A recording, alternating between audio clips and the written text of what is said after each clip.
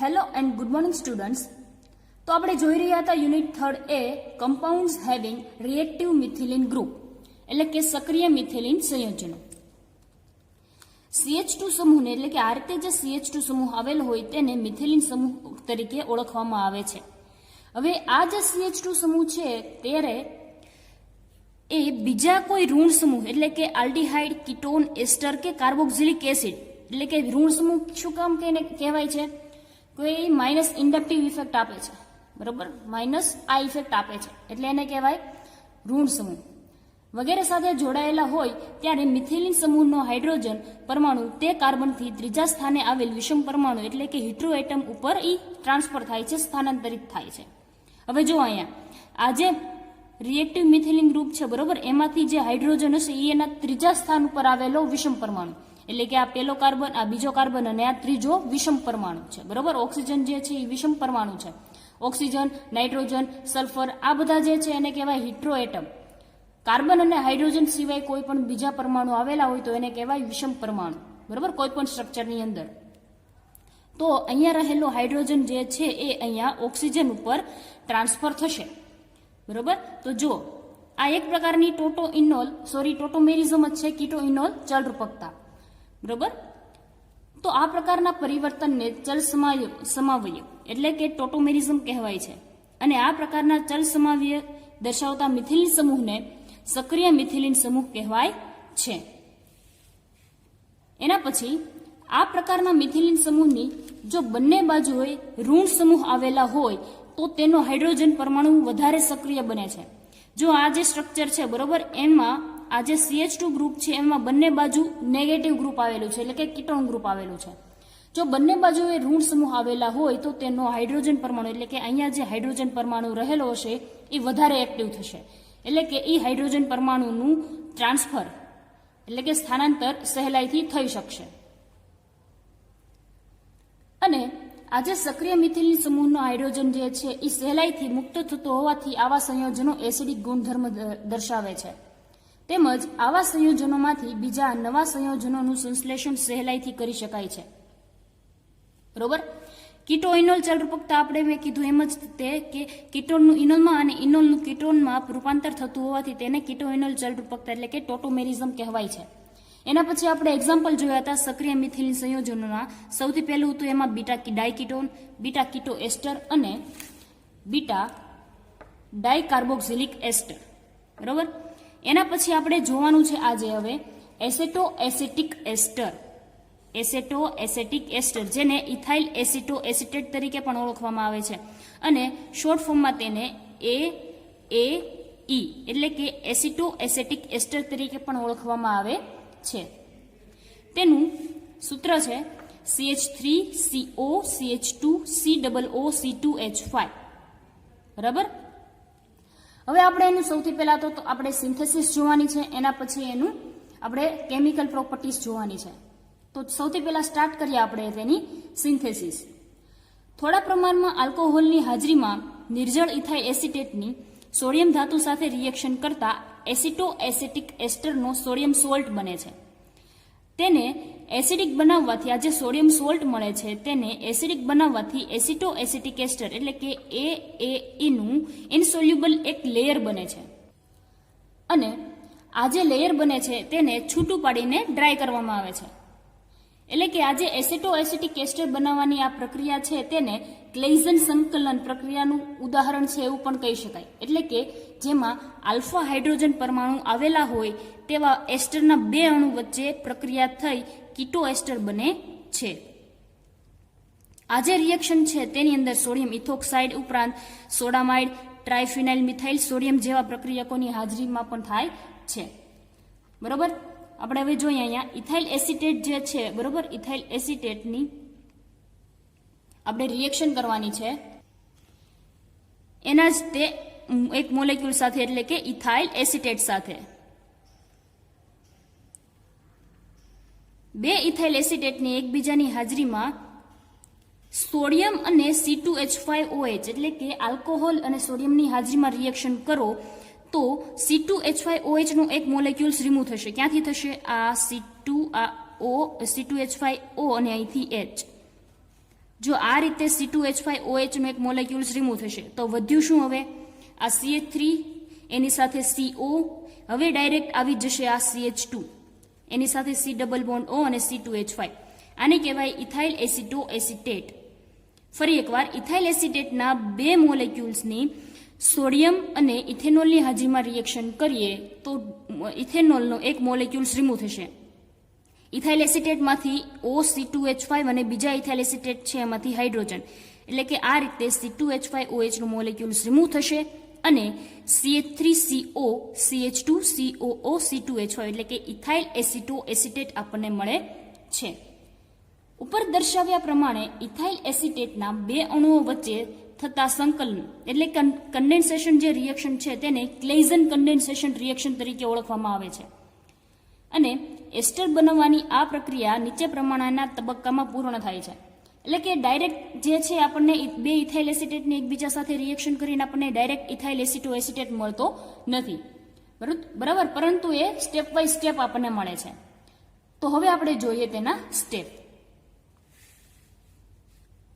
સૌથી પહેલું સ્ટેપ છે કે સોડિયમ ધાતુની ઇથાઇલ આલ્કોહોલ સાથેની પ્રક્રિયાથી સોડિયમ ઇથોક્સાઇડ બને છે, બરોબર. સૌથી પહેલા તો શું કરવાનું છે કે આપણે ઇથાઇલ આલ્કોહોલ લેવાનું છે, એટલે કે ઇથેનોલ, એની સોડિયમ ધાતુ સાથે રિએક્શન કરવાની છે. એટલે શું મળશે આપણને? સોડિયમ ઇથોક્સાઇડ C2H5O અને હાફ H2 ગેસ મળશે. આ હતું આપણું ફર્સ્ટ સ્ટેપ. સેકન્ડ સ્ટેપમાં શું કરવાનું છે કે આ જે સોડિયમ ઇથોક્સાઇડ આપણને અહીંયા મળે છે એની ઇથાઇલ એસિટેટના અણુ સાથે રિએક્શન કરવાની છે. CH3COO C2H5 જેને કહેવાય ઇથાઇલ એસિટેટ, એની અહીંયા આપણને જે સ્ટેપ 1માં સોડિયમ ઇથોક્સાઇડ મળે છે એની સાથે રિએક્શન કરવાની છે. હવે અહીંયા કીધું છે કે બીજા સ્ટેપમાં આ સોડિયમ ઇથોક્સાઇડ એ ઇથાઇલ એસિટેટના એક અણુ સાથે યોગશીલ પ્રક્રિયા આપે છે, એડિશન રિએક્શન આપે છે. એટલે ખાસ યાદ રાખજો સ્ટુડન્ટ્સ કે જ્યારે યોગશીલ રિએક્શન આવે ત્યારે જે સ્ટ્રક્ચર છે એમાંથી આ ડબલ બોન્ડ જે છે એ બ્રેક થશે, બરાબર. યોગશીલ પ્રક્રિયા જે છે એ શું કરશે? ડબલ બોન્ડમાંથી સિંગલ બોન્ડમાં કન્વર્ટ થશે. અનસેચ્યુરેટેડમાંથી કેવું બનશે? સેચ્યુરેટેડ. તો અહીંયા ઇથાઇલ એસિટેટમાં જે આ C ડબલ બોન્ડ O છે, બરોબર, એ આ ડબલ બોન્ડ O ને બ્રેક કરશે અને શું આવી જશે? આ જે સોડિયમ છે એ અહીંયા ઓક્સિજન સાથે અને આ જે OC2H5 છે એ અહીંયા આવી જશે, બરોબર. એટલે CH3C, અહીંયા જોજો C એની સાથે OC2H5, એની સાથે OC2H5 એઝ ઇટ ઇઝ. હવે આ OC2H5 જે છે એને તમે અહીંયા લખો અથવા તો અહીંયા નીચે દર્શાવો, બરોબર. બંને એક જ છે. અહીંયા તમે એને અહીંયા દર્શાવો છો અને અહીંયા OC2H5. એટલે આ જે આપણું સ્ટ્રક્ચર છે એ આપણું બને છે મધ્યવર્તી સંયોજન. નેક્સ્ટ સ્ટેપમાં શું છે? થર્ડ સ્ટેપ છે, ત્રીજું સ્ટેપ કે આજે આપણું મધ્યવર્તી સંયોજન જે મળે છે તેનું ઇથાઇલ એસિટેટના બીજા અણુ સાથે નીચે પ્રમાણેની પ્રક્રિયા કરે છે. એટલે કે આ જે મધ્યવર્તી સંયોજન છે તેની ફરી પાછી ઇથાઇલ એસિટેટના અણુ સાથે આપણે રિએક્શન કરવાની છે. હવે જો આ આપણું છે મધ્યવર્તી સંયોજન, બરાબર, એની ઇથાઇલ એસિટેટના અણુ સાથે રિએક્શન કરી છે CH, બરાબર. તો અહીંયા તમને જે રીતે બતાવેલ છે આ છે મધ્યવર્તી સંયોજન અને આ છે આપણો ઇથાઇલ એસિટેટ. તો અહીંયા 2 મોલ ઓફ C2H5OH ના રિમૂવ થશે. જો 1 મોલ આ રીતે OC2H5OH અને 1 મોલ આ રીતે એટલે કે C2H5OH આ રીતે રિમૂવ થઈને આપણને મળશે CH3. જો અહીંયા CH3 છે એની સાથે કાર્બન એની સાથે ONA, બરાબર. હવે અહીંયા જે કાર્બન જે છે એની વેલેન્સી સેટિસ્ફાઈડ થવા માટે હવે અહીંયા શું આવી જશે? Double bond. આ જે કાર્બન છે ડાયરેક્ટ આ CH સાથે જોડાઈ જશે આ રીતે CH-COO C2H5. આ જે છે સ્ટ્રક્ચર એને કહેવાય એસિટોએસિટિક એસ્ટરનો સોડિયમ સોલ્ટ. આ જે અહીંયા ONA છે એને કહેવાય સોડિયમ સોલ્ટ, બરોબર. કોઈ પણ સ્ટ્રક્ચર જે છે એનો સોડિયમ સોલ્ટ જે છે એ વોટર સોલ્યુબલ હોય, એટલે કોઈ પણ કમ્પાઉન્ડ છે એવો બનાવવાની કોશિશ કરવામાં આવે, ટ્રાય કરવામાં આવે કે એનો સોડિયમ સોલ્ટ જે છે એ વોટર સોલ્યુબલ બને. ઉપર પ્રમાણે મળતા સોડિયમ ક્ષારનું એસિડીકરણ થવાથી એસિટોએસિટિક એસ્ટરનું ઇનોલ રૂપ જોવા મળે છે, જે તરત જ ટોટોમેરિઝમ દ્વારા કીટોન અને ઇનોલ વચ્ચે સમતોલન પામે છે. એટલે કે જો આપણને ઇનોલ ફોર્મ મળે તો એનું કીટો ફોર્મમાં અને કીટો ફોર્મ મળે તો તેનું ઇનોલ ફોર્મમાં તે કન્વર્ઝન થતું રહે છે. બરોબર. ફરી એકવાર આપણે જોઈએ એસિટો એસિટિક એસ્ટરનું સિન્થેસિસ. સૌથી પહેલા તો જોઈએ આપણે ફરીવાર ઇથાઇલ એસિટો એસિટેટની સિન્થેસિસ. સૌથી પહેલા 2 ઇથાઇલ એસિટેટના મોલેક્યુલ્સ લેવાના છે, તેની સોડિયમ અને ઇથેનોલ સાથે રિએક્શન કરીએ તો ઇથેનોલનો એક મોલેક્યુલ્સ રિમૂવ થશે. જો તમને અહીંયા બતાવ્યા એ પ્રમાણે અહીંથી OC2H5 અને અહીંથી હાઇડ્રોજન, એટલે કે આ રીતે OC2H5 નો મોલેક્યુલ્સ રિમૂવ થઈને આપણને ઇથાઇલ એસિટો એસિટેટ એટલે કે CH3CO, પછી આ જે CO છે એ જોડાઈ જશે અહીંયા એટલે કે CH2COO-C2H5. આને કહેવાય ઇથાઇલ એસિટો એસિટેટ.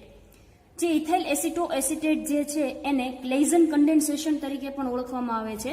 ક્લેઇઝન કન્ડેન્સેશન રિએક્શન જે છે એ 2 એસ્ટર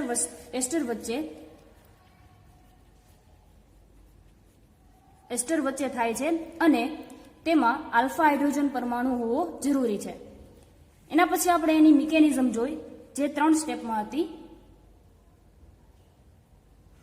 સ્ટેપ 1, સોડિયમ ધાતુની ઇથાઇલ આલ્કોહોલ સાથે રિએક્શન કરીએ તો આપણને મળે સોડિયમ ઇથોક્સાઇડ. જો C2H5OH એટલે કે ઇથેનોલ એની સોડિયમ મેટલ સાથે રિએક્શન કરો તો C2H5ONA મળે સોડિયમ ઇથોક્સાઇડ. આ જે સોડિયમ ઇથોક્સાઇડ આપણને મળે છે તેનું આપણે સ્ટેપ 2માં ઇથાઇલ એસિટેટ સાથે રિએક્શન કરાવવાની છે એટલે કે CH3COOC2H5. ઇથાઇલ એસિટેટની સોડિયમ ઇથોક્સાઇડ સાથે રિએક્શન કરાવીએ એટલે આ જ રિએક્શન જે છે એ એક યોગશીલ રિએક્શન છે, એડિશન રિએક્શન છે. એટલે શું થશે કે ડબલ બોન્ડ જે છે એ બ્રેક થશે. યોગશીલ રિએક્શન જે છે એ શું કરશે, ડબલ બોન્ડમાંથી સિંગલ બોન્ડમાં કન્વર્ટ કરશે, અનસેચ્યુરેટેડમાંથી સેચ્યુરેટેડ બનશે. એટલે કે CH3C અહીંયાથી આ ડબલ બોન્ડ O છે એ બ્રેક થઈને ત્યાં શું આવી જશે, આ Na ONA, અને આ જે OC2H5 જે છે એ અહીંયા આવી જશે. એટલે આપણને અહીંયા મળે છે મધ્યવર્તી સંયોજન.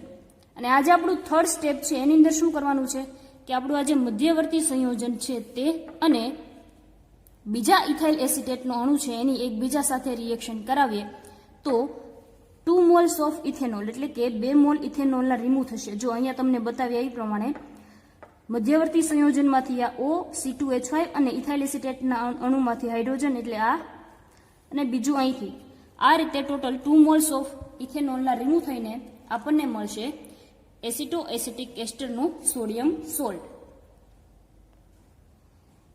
એના પછી છે કે જે એસિટો એસિટિક એસ્ટરનો આપણને સોડિયમ સોલ્ટ મળે છે, બરોબર, તેની HCl સાથે રિએક્શન કરીએ એટલે અહીંથી આ Na અને HCl માંથી આ Cl એઝ અ NaCl તરીકે રિમૂવ થઈ જશે અને આ હાઇડ્રોજન જે છે એ અહીંયા સોડિયમની જગ્યાએ આવી જશે.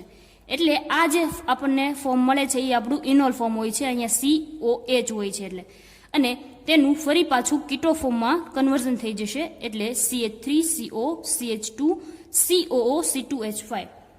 એટલે કે કીટોનનું ઇનોલમાં અને ઇનોલનું કીટોમાં કન્વર્ઝન થતું રહે છે. એટલે કે આ એક પ્રકારની ટોટોમેરિઝમ રિએક્શન છે.